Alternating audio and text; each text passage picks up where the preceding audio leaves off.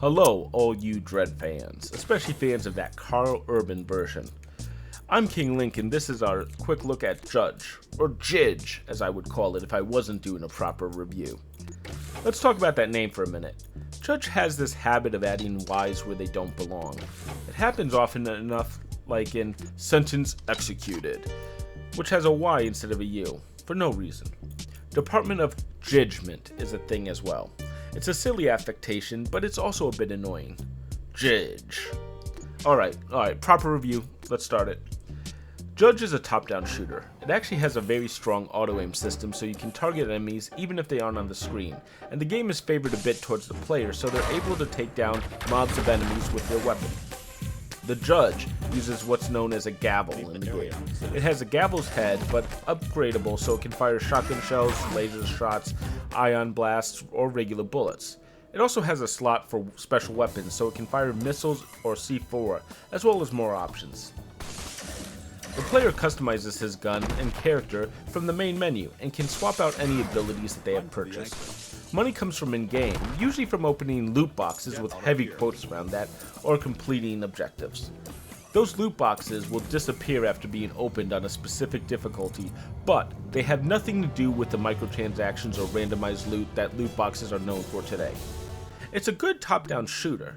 There's a lot of variety in the levels. Some levels are hostage scenarios, some levels might be focused on killing a specific target or couple targets. There's some different levels where you defuse a bomb in a certain amount of time or kill a specific number of enemies. However, Judge is short on levels. Most levels run for about a couple minutes for a successful run, and many can be done in less than 60 seconds. With only 18 levels, that's not a lot. There are also a few oddities in those levels that don't make a lot of sense. For instance, there's doors, that if you get the keys to unlock them, usually color-coded, those doors stay open even on future runs of the same difficulty. I don't understand why, though it does help speed up repeated play.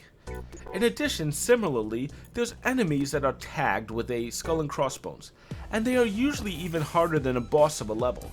But if they die, they don't respawn the next playthrough. Again, I'm not sure why. It doesn't make a lot of sense, but that's just a feature of the game. The main progression of the game is done in medals. Each level has 3 objectives, and each objective earns a medal. It also incentivizes replaying levels multiple times to go after the other medals. That's not as bad as it could be. The problem is, Judge gets greedy with the system. There's an act break after 5 levels, and that act break needs 15 medals to proceed. 3 medals per level means that you have to complete the first 5 levels perfectly to go on. The problem is there's one mission that you can't get all 3 medals on. It's impossible at that point in the game, I believe. Instead, the game expects you to switch to a higher difficulty to earn those precious medals. There's actually 4 difficulties here: normal, hard, grim, and nightmare. Each one will unlock at a certain point in the game, with normal being open at all times. Each level has their own medals on each difficulty, and usually the higher difficulties are much harder maps. Now that works in theory. The problem is the game heavily pushes you towards those higher difficulties, even locking off content until you start working on, for instance, Grim. It does this through higher requirements for the endgame. At first you might have to get 3 medals to get to the next stage, or usually less, but by the end of the game you're required to get potentially 5 to 10 medals, and that means you're going to have to go for those higher difficulties. After all 18 levels are completed, for instance, you need 135 medals for the final cinematic. That's an average of 7.5 medals a level. Even a perfect on all the normal and hard levels would leave you 27 medals short of the goal. That's just for normal progression. I'm not a big fan of those numbers, and it's why I'm bringing it up.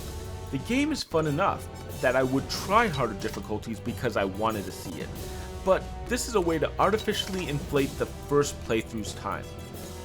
Some medals are frustrating as well. There's a medal for not killing anyone on a mission where enemies are constantly spawning and chasing you, and it wants you to stay alive for X seconds. I'm not sure how that's possible. There's probably a set of items that will get you through it, but I just couldn't figure it out, or care to. There's also often don't get injured, and that usually requires a specific item to shield you from damage. There's melee-only boss battles that are impossible unless you bring the right equipment. I like most of these medals though. It's just that Judge clumsily shoves them at you and then forces you to chase them if you want to see the full story. So let's talk about that story for a moment. Judge has a Robocop and Judge Dredd feel to the story. Judge is of course a reference to Dredd, and the way he talks to people feels very Robocop-ish, very mechanical, not just stoic.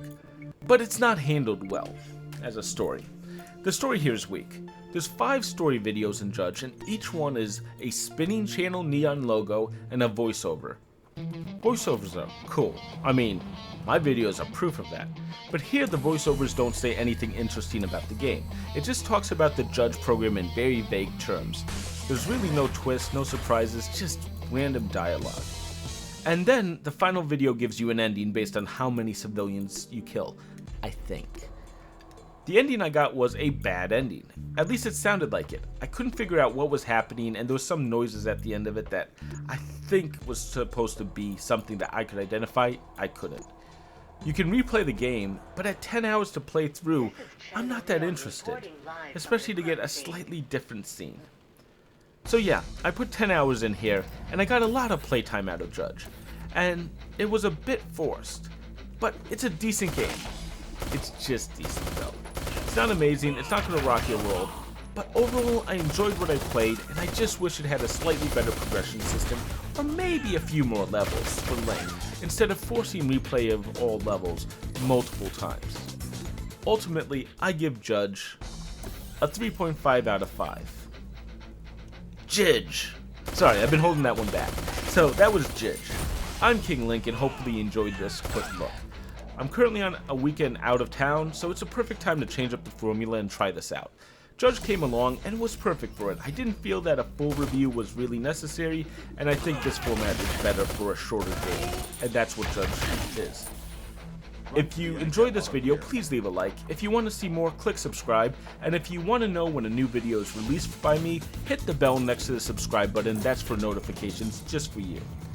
If you want to read my reviews, check out kinglink-reviews.com, and I'll see you next time.